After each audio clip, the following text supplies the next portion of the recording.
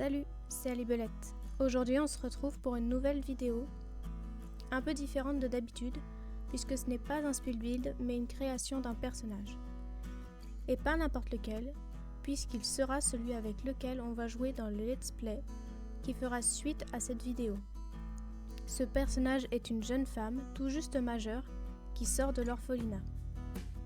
Elle y a grandi et n'a jamais connu ses parents puisqu'ils sont morts tous les deux lorsqu'elle était âgée d'1 an et demi.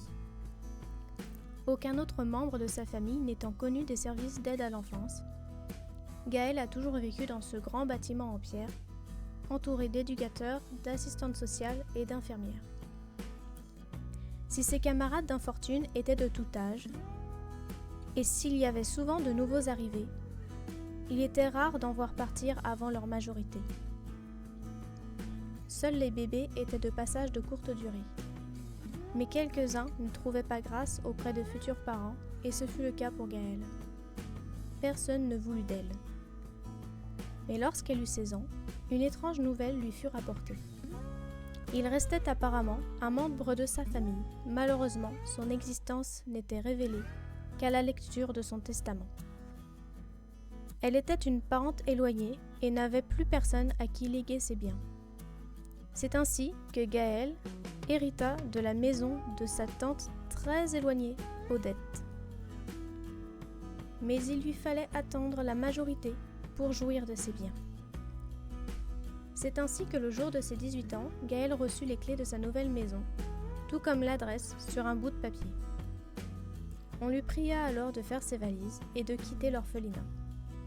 Ce fut pour elle un grand jour, et après un long périple, à travers des contrées éloignées, sûrement connues que de quelques irréductibles qui vivent encore malgré le manque évident de réseau et de vie citadine, elle arriva enfin devant une immense déception.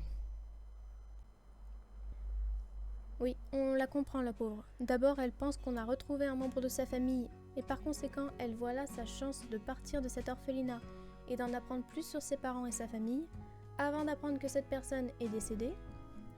Puis on lui apprend qu'elle possède maintenant une maison, un endroit où aller après ses 18 ans, où elle pourrait démarrer une nouvelle vie, faire plein de belles rencontres et vivre la belle vie. Et là, c'est la douche froide quand elle se rend compte que tante Odette, en plus de ne pas être très riche, elle a des goûts atroces pour la décoration et l'ameublement. À travers ce let's play, on va suivre la suite de ses aventures, maintenant qu'elle vit seule dans une grande bâtisse avec juste le strict minimum et pas un sou en poche, ça risque d'être compliqué. Surtout que qui dit maison dit facture à payer. Car si pour le moment la maison est hors réseau, il va falloir y remédier. Trouver un petit boulot en attendant de trouver un poste plus stable. Heureusement, tante Odette avait aussi une voiture, en espérant qu'elle soit en état de marche. L'objectif de ce let's play sera de donner à Gaëlle la vie qu'elle mérite. Évidemment, il faudra restaurer la maison et ses extérieurs. Gaëlle devra avoir un travail dans lequel elle s'épanouit.